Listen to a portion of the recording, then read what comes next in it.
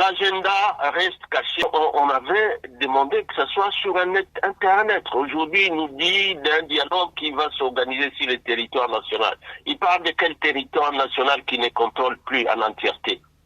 Est-ce qu'il peut organiser son dialogue à Goma, à Bukavu? Monsieur Ferdinand Cambéré, bonjour.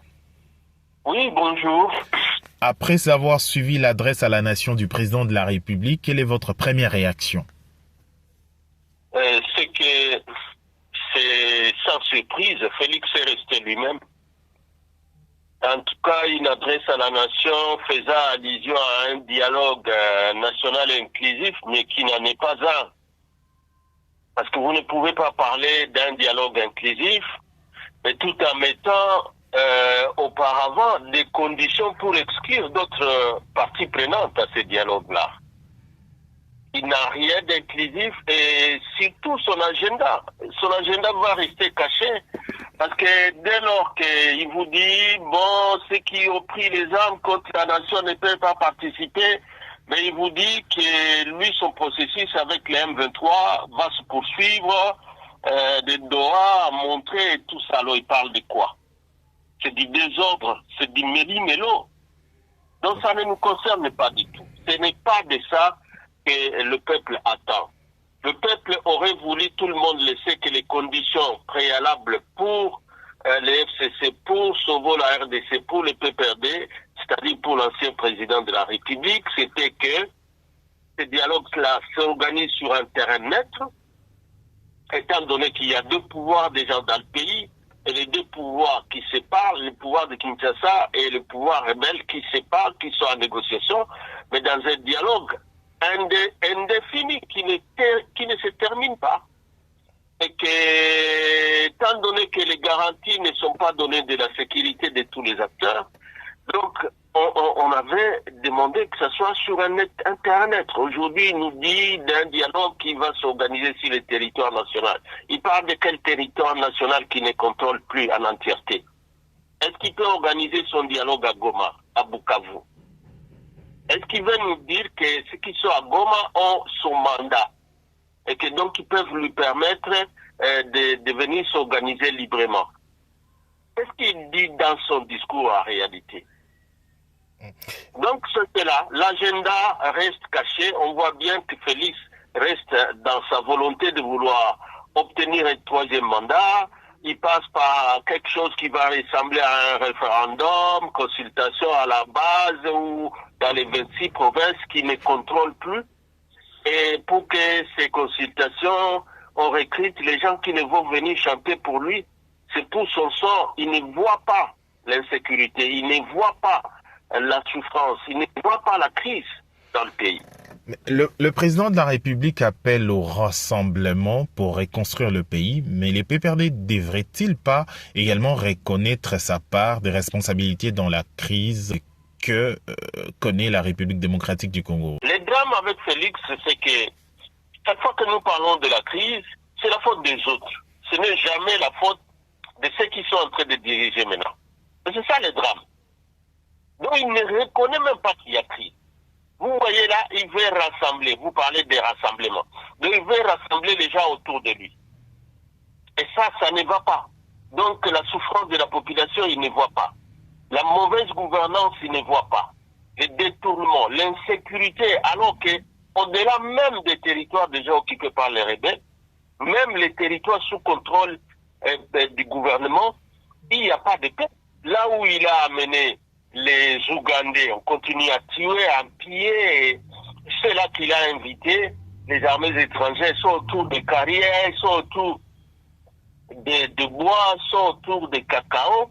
Et de l'autre côté, là où il a placé les Burundais, et aussi autour des minéraux et nos ressources naturelles, et lui s'en fout ici autour du troisième mandat, parce qu'il est fait un mandat.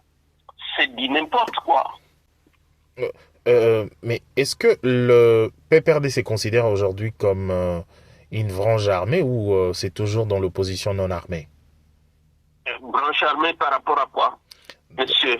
Branche armée, ceux qui ont les armes. Vous avez dit deux pouvoirs. Vous avez dit deux pouvoirs. Officiellement, s'il vous plaît, ceux qui ont les armes n'ont pas honte de le dire.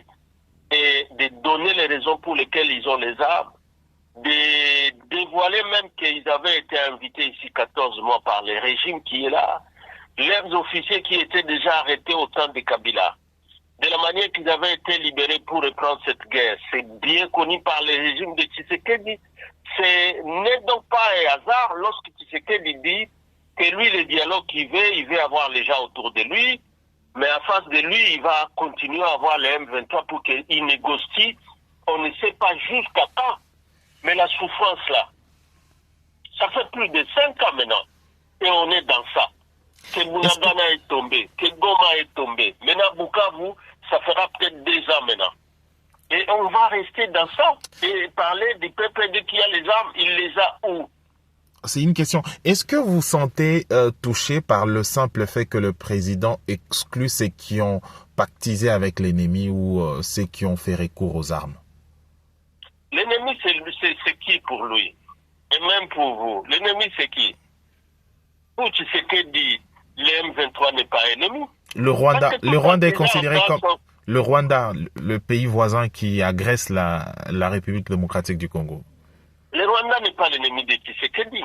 Parce que lorsque la résolution 2708, 2773, qui a exigé le retrait immédiat et sans condition de l'armée rwandaise, était sortie à 2025, c'est Tshisekedi qui est allé à Doha demander de rencontrer Kagame. Et depuis là, il a signé un accord de Washington. Il a encore vanté ces accords-là dans son discours ici. L'accord de Washington, qui maintenant a obligé le maintien, contrairement à la résolution du Conseil des Nations Unies, qui avait rejoint le discours du 23 mai 2025 de l'ancien président de la République, qui demandait aussi le retrait des armées étrangères, et lui a encore demandé que l'armée rwandaise reste sur le territoire, qui va neutraliser les FDLR. Combien en a-t-il neutralisé? Et suivez maintenant les discours qui sont développés par Kagame et qui ne peut plus quitter, qui ne peut pas quitter tant que les FDLR sont là. Ils ont neutralisé ces FDLR. Ça, c'est la convention entre lui et le Rwanda. Son ennemi, c'est en réalité celui qui réclame la pacification, la paix. C'est lui qui est ennemi, c'est celui qui réclame que les armées étrangères se retirent, que lui a invité sur le sol congolais. Et il s'appelle qui? Il s'appelle Kabila. Il s'appelle qui? Il s'appelle la population. Qui est en train de dire, on est au bout. On a assez de cette souffrance avec la présence des armées étrangères. Et Félix fait la sourde oreille. Oui. Est-ce que le président Félix Tshisekedi peut-il encore être l'homme du consensus national? Il a fini son mandat. Je ne sais pas ce qu'il est en train de croire qu'il va inventer à la fin de son mandat. Il n'a plus rien à inventer, il n'a plus rien à donner à la RDC. Il est là depuis 8 ans, il n'a rien fait. Ce n'est pas une année qui va réinventer la roue, c'est un dialogue exceptionnel qu'il n'a jamais eu. Non, tout ce qu'on fait, c'est qu'il est toujours dans un processus où il veut, au bout de compte, arriver à un tripatouillage. Passer par sa loi référendaire et violer la Constitution en faisant sauter les verrous de l'article 220 de la Constitution, qui lui interdit le 3e mandat. C'est ça la démarche ici. Il n'est pas là pour la paix, il n'est pas là pour redonner la chance au Congo de se développer. C'est pas son problème. Quelle est la voie de sortie des crises actuellement? Qu'est-ce que vous proposez actuellement pour sortir de cette crise? Mais il n'a qu'à rendre les tabliers, il est fait mandat. C'est ça notre constitution. Il ne faut pas inventer une nouvelle constitution, il est fait mandat. Il doit le savoir. Tous ceux qui sont en train de les tromper, ainsi de suite, qui est par une loi référendaire, il va modifier, par des consultations qui dit il va faire, finalement il aura une masse qui viendra changer. Ça ne changera pas la Constitution, mon frère. Alors, la RDC a connu plusieurs dialogues et conférences. Pourquoi devrions-nous pas croire à ces nouveaux dialogues et estimer que ça pourrait produire de nouveaux résultats? C'est le dialogue entre qui et qui? Toi qui crois à ce dialogue, tu crois qu'il organise? Ça, c'est juste un congrès de l'Union sacrée. Ils vont peut-être réussir à débaucher quelques personnes. Mais pour qu'ils changent quoi? Si tout le monde c'est l'idée que Félix doit demeurer, il aura le troisième mandat, si nous faisons les consultations, les gens vont faire du tralala. C'est vraiment du tralala, la Constitution va rester là et l'oblige à rendre l'établier dès la fin de son deuxième mandat. C'est ça la vérité. Et le peuple s'élèvera pour le lui signifier. Entre les annonces du président de la République, la réalité sur terrain, quelle est la nécessité et quel est le plus grand décalage actuellement? Mais il est président depuis combien d'années? Pour qu'aujourd'hui dise qu'il va faire maintenant les consultations. Donc jusque-là, il ne sait toujours pas qu'il y a une crise aujourd'hui. C'est maintenant en faisant une consultation là, on va lui dire ce qui ne va pas et ce qu'il doit faire. Ça c'est faux. Ça c'est faux. En tout cas, nous de l'opposition, on le lui dit chaque jour, on va le lui répéter, même avant qu'il ne prononce son discours là. Moi j'étais dans une émission pour dire la même chose et malheureusement il est revenu sur la même chose, qu'il n'a pas la volonté d'organiser les dialogues pour la paix, pour la démocratie, et que de son comportement là, tout est en train d'être joué à faveur du Rwanda, à faveur de l'Ouganda, à faveur de Burundi, qui sont là pour piller nos richesses, qui s'en foutent de tout ce qui a mort des Congolais, c'est tout. Si le dialogue aboutit à un accord qui ne satisfait pas le PPRD, accepterez-vous la décision de la majorité? C'est quel accord? Vous imaginez que ce serait quel accord? Un dialogue qui pourrait aboutir. L'accord de l'Union sacrée, mais l'Union sacrée, là, ils n'ont pas su trouver des solutions au peuple congolais. C'est la même Union sacrée qui est là, monsieur. Aujourd'hui qu'ils entrent dans ce congrès-là, un conglomérat, d'eux-mêmes, pour trouver quelle solution? Ils sont dans toutes les institutions, ils sont là à 100% de l'Union sacrée, depuis les élections chaotiques de 2023. C'est l'Union sacrée qui est au Parlement, c'est l'Union sacrée qui est au gouvernement, c'est l'Union sacrée qui est à la Cour constitutionnelle, c'est l'Union sacrée qui est partout et ils ne sont pas capables d'inventer une petite solution, une petite voie de sortie à cette crise-là. Le M23 continue à occuper et à diriger la partie qui contrôle. Alors, l'accord là va servir à quoi? Quand c'est l'Union sacrée qui va se réunir dans les provinces, par lesquelles on va chanter dans une salle, ça va résoudre la crise. On n'est pas concerné, monsieur. Il fait de son temps ce qu'il veut, mais ce qu'il doit savoir, ce que nous rappelons ici, c'est qu'il y a un temps qui est limité. Le mandat est de 5 ans renouvelable une seule fois. Il a renouvelé une fois, il n'aura pas une seconde chance pour ça. Donc il gagne l'État, c'est son temps qu'il gagne. On s'en fout. 2028, il doit rendre l'établi et laisser la place aux Congolais de se choisir de nouveaux dirigeants.